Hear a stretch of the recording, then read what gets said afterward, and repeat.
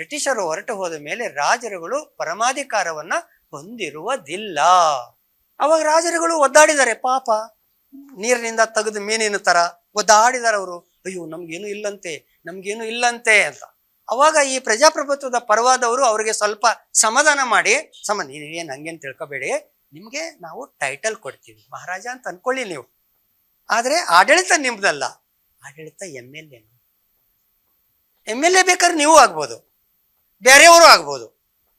ಬೇರೆಯವ್ರು ಆಗ್ಬೇಕಾ ನೀವು ಆಗ್ಬೇಕಾ ಅನ್ನೋದನ್ನ ಯಾರು ನಿರ್ಧಾರ ಮಾಡ್ತಾರೆ? ಅವಾಗ ಮಹಾರಾಜರುಗಳು ಏನ್ ಅನ್ಕೊಂಡ್ರು, ಇಷ್ಟು ದಿವಸ ನಾವು ಆಡಳಿತ ಮಾಡ್ಕೊಂಡು ಬಂದಿದ್ದೀವಿ, ಜನ ಎಲ್ಲ ನಮಗೆ ಓಟ್ ಹಾಕ್ತಾರೆ ಅಂತ ತಿಳ್ಕೊಂಡು ಒಪ್ಪಿದ್ರು, ಡೆಮೋಕ್ರಸಿಗೆ ಒಪ್ಪಿದ್ರು. 1952ರಲ್ಲಿ ಚುನಾವಣೆ. ಅವಾಗ ಅರ್ಧಕ್ಕರ್ಧ ರಾಜರುಗಳು ಸೋತೋದ್ರು. 537-36 ಇದ್ರಲ್ಲ, ಅರ್ಧಕ್ಕರ್ಧ ರಾಜರುಗಳು ಎಲೆಕ್ಷನ್ ಕಂಟೆಸ್ಟ್ ಮಾಡಿದ್ರಲ್ಲ, ಅವರು ಸರಿಯಾಗಿ ಅರ್ಥ ಮಾಡ್ಕೊಂಡಿಲ್ಲ. ಅವ್ರೇನಂದ್ರೆ, ನಾ ರಾಜ ಇದ್ದೀನಿ, ನಾ ಹೋಗಿ ಏನ್ ಪ್ರಚಾರ ಮಾಡೋದು, ಎಲ್ಲರಿಗೂ ಗೊತ್ತಿದೆ, ಜನ ಓಟ್ ಹಾಕ್ತಾರೆ. ಇರ್ಲಿ, ಇಲ್ಲಿ ಈ ಸ್ವಾತಂತ್ರ್ಯ ಭಾರತಕ್ಕೆ ಇಲ್ಲೇನು ಬರ್ತದೆ ಅಂತ ಗೊತ್ತಾದಾಗ ಇಲ್ಲಿರ್ತಕ್ಕಂಥ ಮುತ್ಸದ್ದಿಗಳು, ಮುಖಂಡರುಗಳು, ವಿದ್ಯಾವಂತರು, ವಿಚಾರವಂತರು, ದೊಡ್ಡವರು, ಭಾರತದ ಬಗ್ಗೆ ಕಾಳಜಿ ಇಟ್ಕೊಂಡಿರೋರು ಏನ್ ಯೋಚನೆ ಮಾಡಿದ್ರು ಅಂದ್ರೆ, ಇಷ್ಟು ದೊಡ್ಡ ದೇಶ ಇದೆ, ಇದನ್ನ ಆಡಳಿತ ಮಾಡ್ಲಿಕ್ಕೆ ನಮ್ಗೆ ಏನಾದ್ರೂ ಒಂದು ಸೆಟ್ ಆಫ್ ರೂಲ್ಸ್ ಬೇಕಲ್ಲ, ಒಂದು ನಿಯಮಗಳು ಬೇಕಲ್ಲ. ಈಗ ನೀವು ಇಲ್ಲಿ ಬರ್ತೀರಾ, ಇಲ್ಲಿ ನಿಮಗೆ ಹೇಳ್ತಾರೆ 10 ಗಂಟೆಗೆ ಈ ತರ ಇದೆ, ಆಮೇಲೆ 1 ಗಂಟೆಗೆ ಊಟ ಇರ್ತದೆ, ಲೇಟ್ ಆದ್ರೆ 2 ಗಂಟೆಗೆ ಊಟ ಆಗುತ್ತೆ, ಆಮೇಲೆ ಬರ್ಬೇಕು, ನಿಯಮ ಇರ್ಬೇಕಲ್ಲ. ಏನೇ ಮಾಡಿದ್ರು 10 ಜನ ಸೇರಿದಾಗ ನಾನು ಒಬ್ಬನೇ ಇದ್ರೆ ಏನೋ ನಿಯಮ ಬೇಕಾಗಿಲ್ಲ, ಎಲ್ಲಿ ಬೇಕಲ್ಲಿ ಕೂಡ್ತೀನಿ, ಎಲ್ಲಿ ಬೇಕಲ್ಲಿ ಹೋಗ್ತೀನಿ, ಎಲ್ಲಿ ಬೇಕಲ್ಲಿ ಊಟ ಮಾಡ್ತೀನಿ. ಆದ್ರೆ ನಾನು ನಮ್ಮ ಬ್ರದರ್ ಇಬ್ರಿದ್ದೀವಿ ಅಂದ್ರೆ ನಾವು ಮಾತಾಡ್ಬೇಕಾಗ್ತದೆ. ಅಲ್ಲಿ ಊಟ ಮಾಡ್ಲಿಕ್ಕೆ ಹೋಗೋಣ, ಇಲ್ಲಿ ಊಟ ಮಾಡೋಣ, ಇಲ್ಲಿ ಕೂಡೋಣ ಅಥವಾ ಇಲ್ಲಿ ಬೇಡ ಬೇರೆ ಕಡೆ ಕೂಡೋಣ, ಮಾತಾಡ್ಬೇಕಾಗ್ತದೆ. ಇಬ್ರು ಒಪ್ಪಿದ್ರಲ್ಲ ಆ ಕೆಲಸ ಆಗ್ತದೆ. ನೀವು ಆ ಕಡೆ ಕೂಡೋಣ ಅನ್ನೋದು, ನಾನು ಈ ಕಡೆ ಕೂಡೋಣ, ಒಪ್ಪದೇ ಇಲ್ಲ, ಅವಾಗ ನಾವು ಜಗಳ ಮಾಡ್ಬೇಕಾಗ್ತದೆ. ಆದ್ರಿಂದ ನಮ್ದು ಇಷ್ಟು ಜನರು ಇರುವಾಗ ನಮ್ಗೆ ಒಂದು ಸೆಟ್ ಆಫ್ ರೂಲ್ಸ್ ಬೇಕು, ನಿಯಮಗಳ ಒಂದು ಪುಸ್ತಕ ಬೇಕು. ಮತ್ತೆ ನಮ್ಮ ಬ್ರದರ್ಗೆ ಏನು ಹಕ್ಕಿದೆ, ನನಗೇನು ಹಕ್ಕಿದೆ,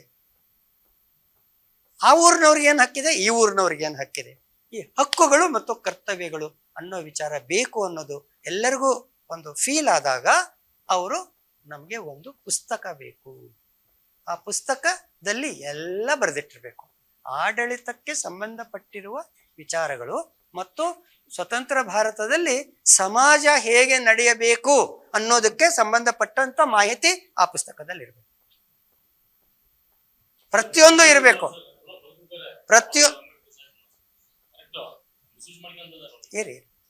ಸಂವಿಧಾನ ಹೇಗ್ ಬಂತು ಅಂತ ಪ್ರತಿಯೊಂದು ನಿಯಮಗಳು, ಪ್ರತಿಯೊಂದು ವಿಚಾರಗಳು ಅದರಲ್ಲಿ ಇರಬೇಕು ಅಂತ. ಈಗ ಈ ಬುಕ್ಕನ್ನ ಬರೀಲಿಕ್ಕೆ ಸ್ಟಾರ್ಟ್ ಮಾಡಿದ್ರು. ಬರೀಲಿಕ್ಕೆ ಸ್ಟಾರ್ಟ್ ಮಾಡ್ಬೇಕಂದ್ರೆ ಯಾರು ಬರೀಬೇಕು, ಇದು ಒಂದು ಪ್ರಶ್ನೆ ಬಂತು. ಯಾರು ಬರೀಬೇಕು? ಯಾರಾದ್ರೂ ಒಬ್ರು ಬರೆದ್ರೆ ಉಳಿದವರೆಲ್ಲ ಹೆಂಗ್ ಒಪ್ಕೋತಾರೆ?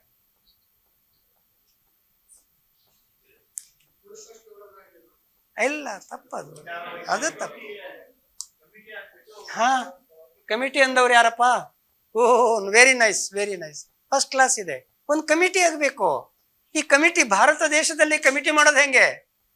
ಭಾರತ ದೇಶಕ್ಕೆ ಕಾನೂನು ಬೇಕಾಗಿರೋದು. ಒಂದು ಮನೆಯವರಿಗೆ ಕಾನೂನು ಬೇಕಾಗಿದೆ ಅಂದ್ರೆ ಮನೆಯವರು ಸೇರಿ ಒಂದು ಕಮಿಟಿ ಮಾಡ್ಬೋದು. ಊರಿಗೆ ಒಂದು ಕಾನೂನು ಬೇಕಾಗಿದೆ ಅಂದ್ರೆ ಊರಿನವ್ರು ಸೇರಿ ಒಂದು ಕಮಿಟಿ ಮಾಡ್ಬೋದು. ಭಾರತ ದೇಶದವರು ಸೇರಿ ಹೇಗ್ ಮಾಡ್ಬೇಕು ಅನ್ನೋದಕ್ಕೆ ಮತ್ತೊಂದು ಉದಾಹರಣೆ, ಬಹಳ ಲಾಂಗ್ ಆಗತ್ತೆ. ಮತ್ತೊಂದು ಇದನ್ನ ಮಾಡಿದ್ರು, ಎಲೆಕ್ಷನ್ ಮಾಡಬೇಕು. ಎಲೆಕ್ಷನ್ ಅಲ್ಲಿ ಯಾರು ಗೆಲ್ತಾರೋ ಅವರು ಕಾನೂನು ಬರೀಬೇಕು. ಎಲೆಕ್ಷನ್ ಮಾಡ್ಬೇಕಂದ್ರೆ ಜನ ಓಟ್ ಹಾಕ್ಬೇಕು. ಜನ ಓಟ್ ಹಾಕಿದ್ರೆ, ಇವ್ರಿಗೆ ಓಟ್ ಹಾಕಿದ್ರೆ ಇವ್ರು ಜನಪ್ರತಿನಿಧಿ ಅಂದ್ರೆ ಜನರೇ ಮಾತಾಡದಂಗೆ ಇವ್ರು ಮಾತಾಡಿದ್ರು. ಜನಪ್ರತಿನಿಧಿ ಮಾತಾಡಿದರೆ ಜನರೇ ಮಾತಾಡದಂಗೆ, ಯಾಕಂದ್ರೆ ಜನರೇ ಅವ್ರನ್ನ ಜನಪ್ರತಿನಿಧಿ ಮಾಡಿರೋದು. ಈ ರೀತಿಯಲ್ಲಿ ಒಂದು ಎಲೆಕ್ಷನ್ ಮಾಡಿ, ಆ ಎಲೆಕ್ಷನ್ ನಲ್ಲಿ 398 ಜನ ಎಲೆಕ್ಟ್ ಆದರು. 398. ಈ 398 ಜನ ಎಲೆಕ್ಟ್ ಆದ್ರು, ಚುನಾಯಿತರಾದ್ರು. ಚುನಾವಣೆ ಮುಗಿದ ನಂತರ 398 ಜನ ಎಲೆಕ್ಟ್ ಆದ ನಂತರ ದೇಶ ಡಿವೈಡ್ ಆಯ್ತು, ಇಬ್ಬಾಗ ಆಯ್ತು. ದೇಶ ಇಬ್ಬಾಗ ಆದಾಗ 102 ಜನ ಬೇರೆ ದೇಶಕ್ಕೆ ಹೋದ್ರು. 398ರಾಗೆ 102 ಮೈನಸ್ ಮಾಡ್ರಿ, 102 ಮೈನಸ್ ಮಾಡಬೇಕು. ಅವ್ರು ಭಾರತದಲ್ಲಿ ಉಳಿಲಿಲ್ಲ. ಹಂಗಾದ್ರೆ 296 ಜನ ಇದ್ರು. ಎಲ್ಲ ಸೇರಿಯಪ್ಪ, ಭಾರತದಲ್ಲಿ ಉಳಿಲಿಲ್ಲ. ಭಾರತದಲ್ಲಿ ಉಳಿದಂತ ಜನಪ್ರತಿನಿಧಿಗಳ ಸಂಖ್ಯೆ ಎಷ್ಟು? 296. ಇವರು ಸಂವಿಧಾನ ಬರೀಬೇಕು ಅಂತ ತೀರ್ಮಾನ ಮಾಡಿದ್ರು ಭಾರತಕ್ಕೆ. ಆ 296 ಜನ ಕೂತು ಒಂದು ಪುಸ್ತಕ ಬರೀಲಿಕ್ಕೆ ಆಗೋದಿಲ್ಲ. ಅದಕ್ಕೆ ಅವರು ಒಂದು ಸಬ್ ಕಮಿಟಿ ಮಾಡಿದ್ರು. ಆ ಸಬ್ ಕಮಿಟಿಗೆ ಒಬ್ಬರನ್ನ ಅಧ್ಯಕ್ಷರನ್ನು ಮಾಡಿದ್ರು, ಅವರು ಬಾಬಾ ಸಾಹೇಬ್ ಅಂಬೇಡ್ಕರ್. ಆ ಸಬ್ ಕಮಿಟಿಯಲ್ಲಿ ಇದ್ದ ಜನರ ನಂಬರ್ ಎಷ್ಟು ಗೊತ್ತಾ? ಇಲ್ಲ. ಎಷ್ಟು? ತಪ್ಪು 8. ಬಾಬಾ ಸಾಹೇಬ್ರನ್ನು ಅಂಬೇಡ್ಕರ್ ಅವರನ್ನು ಸೇರಿಸಿ 8. ಸೊ ಅವರು ಪುಸ್ತಕ ಬರೆದ್ರು.